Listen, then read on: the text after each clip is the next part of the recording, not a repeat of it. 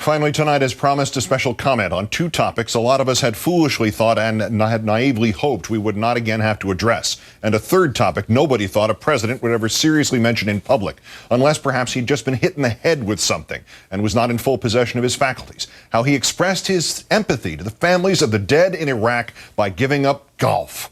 The president has resorted anew to the sleaziest fear-mongering and mass manipulation of an administration, of a public life dedicated to realizing the lowest of our expectations.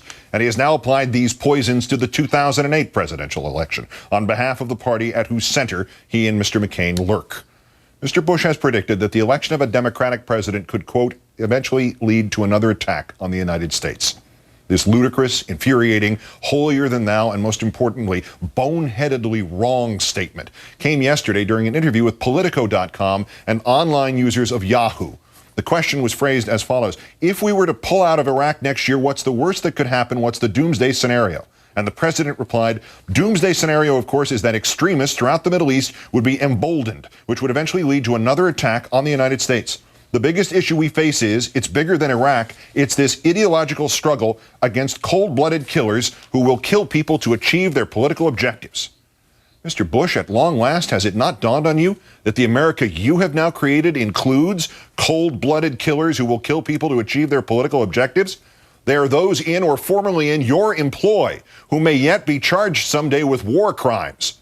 Through your haze of self-congratulation and self-pity, do you still have no earthly clue that this nation has laid waste to Iraq to achieve your political objectives? This ideological struggle you speak of, Mr. Bush, is taking place within this country. It is a struggle between Americans who cherish freedom, ours and everybody else's, and Americans like you, sir, to whom freedom is just a brand name, just like Patriot Act is a brand name, or Protect America is a brand name.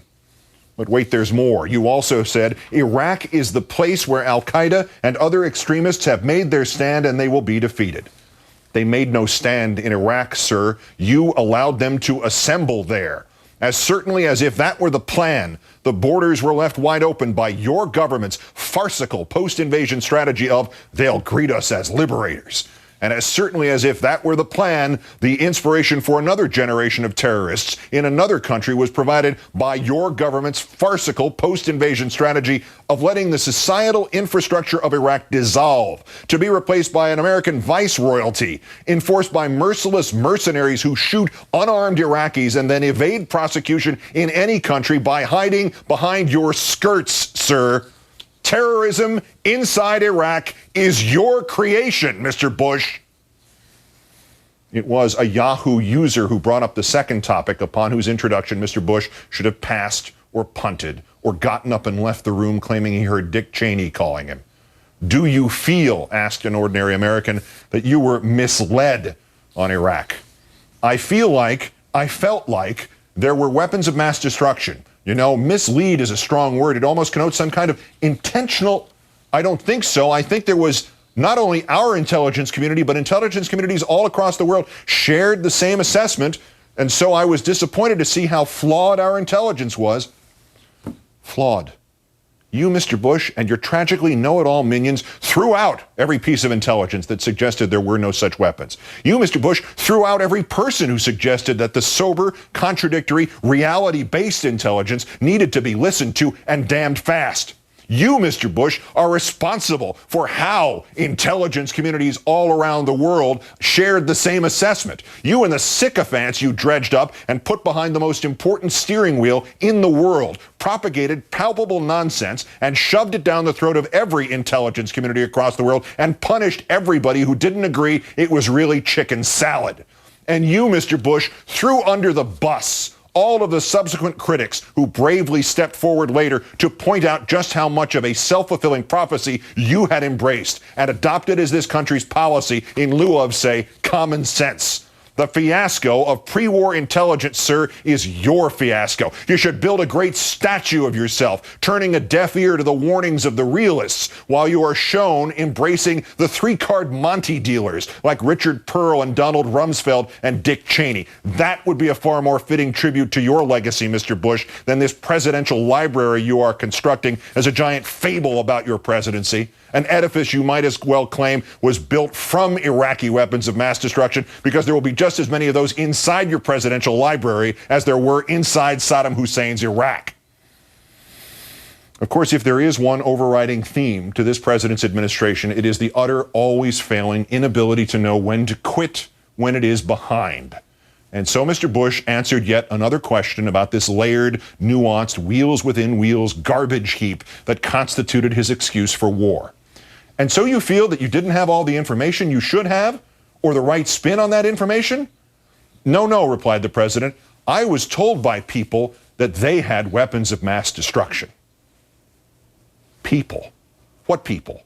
The insane informant Curveball? The Iraqi snake oil salesman Ahmed Chalabi? The American snake oil salesman Dick Cheney? I was told by people that they had weapons of mass destruction, as were members of Congress who voted for the resolution to get rid of Saddam Hussein. And of course, the political heat gets on, and they start to run and try to hide from their votes. Mr. Bush, you destroyed the evidence that contradicted the resolution. You jammed down the Congress's throat the way you jammed it down the nation's throat.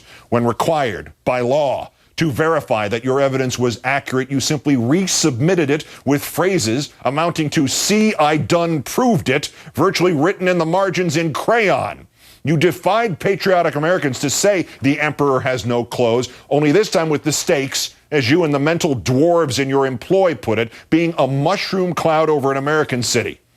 And as a final crash of self-indulgent nonsense, when the incontrovertible truth of your panoramic and murderous deceit has even begun to cost your political party seemingly perpetual congressional seats in places like North Carolina and last night Mississippi, you can actually say with a straight face, sir, that the members of Congress, the political heat gets on and they start to run and try to hide from their votes, while you greet the political heat and try to run and hide from your presidency and your legacy. 4,000 of the Americans you were supposed to protect are dead in Iraq, with your only feeble, pathetic answer being, I was told by people that they had weapons of mass destruction.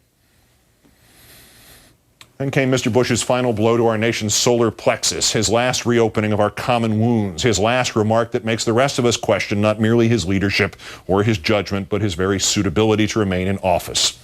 Mr. President, he was asked, you haven't been golfing in recent years. Is that related to Iraq? Yes, began perhaps the most startling reply of this nightmarish blight on our lives as Americans, on our history. It really is. I don't want some mom whose son may have recently died to see the commander-in-chief playing golf. I feel I owe it to the families to be in solidarity as best as I can with them. And I think playing golf during a war just sends the wrong signal. Golf, sir. Golf sends the wrong signal to the grieving families of our men and women butchered in Iraq. Do you think these families, Mr. Bush, their lives blighted forever, care about you playing golf? Do you think, sir, they care about you? You, Mr. Bush, you who let their sons and daughters be killed? Sir, to show your solidarity with them, you gave up golf?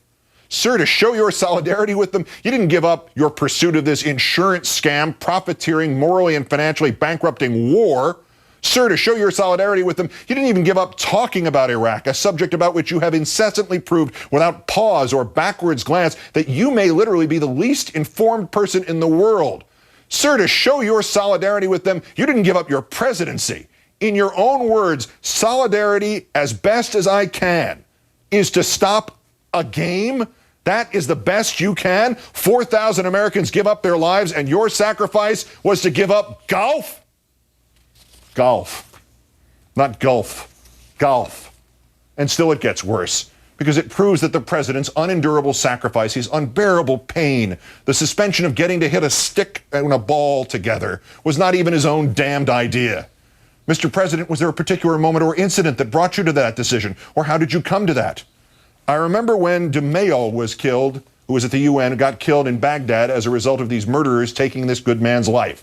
And I was playing golf. I think I was in Central Texas, and they pulled me off the golf course, and I said, it's just not worth it anymore to do. Your one tone-deaf, arrogant, pathetic, embarrassing gesture, and you didn't even think of it yourself. The great Bushian sacrifice. An Army private loses a leg. A Marine loses half his skull. 4,000 of their brothers and sisters lose their lives. You lose golf, and they have to pull pull you off the golf course to get you to do just that. If it's even true. Apart from your medical files, which dutifully record your torn calf muscle and the knee pain, which forced you to give up running at the same time. Coincidence, no doubt. The bombing in Baghdad, which killed Sergio Vieira de Mello of the UN and interrupted your round of golf, was on August 19th, 2003, and yet there's an Associated Press account of you and photographs playing golf as late as Columbus Day of that year, October 13th, nearly 2 months later. Mr. Bush, I hate to break it to you 6.5 years after you yoked this nation and your place in history to the wrong war in the wrong place against the wrong people. But the war in Iraq is not about you. It is not, Mr. Bush, about your grief when American after American comes home in a box. It is not, Mr. Bush, about what your addled brain has produced in the way of paranoid delusions of risks that do not exist, ready to be activated if some Democrat and not your twin, Mr. McCain, succeeds you. The war in Iraq, your war, Mr. Bush, is about how you accomplished the derangement of two nations and how you helped funnel billions of taxpayer dollars to lascivious and perennially thirsty corporations like Halliburton and Blackwater, and how you sent 4,000 Americans to their deaths for nothing. It is not, Mr. Bush, about your golf game. And, sir, if you have any hopes that next January 20th will not be celebrated as a day of soul-wrenching, heartfelt thanksgiving because your faithless stewardship of this presidency will have finally come to a merciful end, this last piece of advice. When somebody asks you, sir, about Democrats who must now pull this country back from the abyss you have placed us at, when somebody asks you, sir, about the cooked books and faked threats you foisted on a sincere and frightened nation, when somebody asks you, sir, about your gallant, noble, self-abnegating sacrifice of your golf game so as to soothe the families of the war dead, this advice, Mr. Bush, shut the hell up. Good night and good luck.